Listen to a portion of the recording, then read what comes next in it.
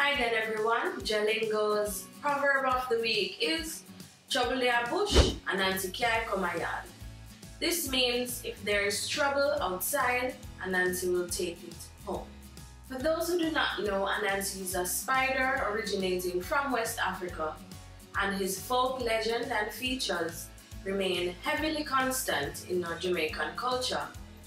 He's never satisfied with leaving things in their proper place, and this is much to the displeasure of his family. The moral to learn from Anansi stories is not to concern yourself with things you ought to leave alone. Here is an example. Love people them girl picnic, cause you see trouble their bush and you want to carry it home. This means leave that girl alone. You know she's trouble and you still wish to carry her home.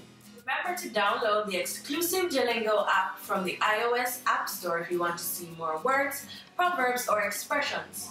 Also, click on the download links in the description box below. Thanks again for watching and have a great day.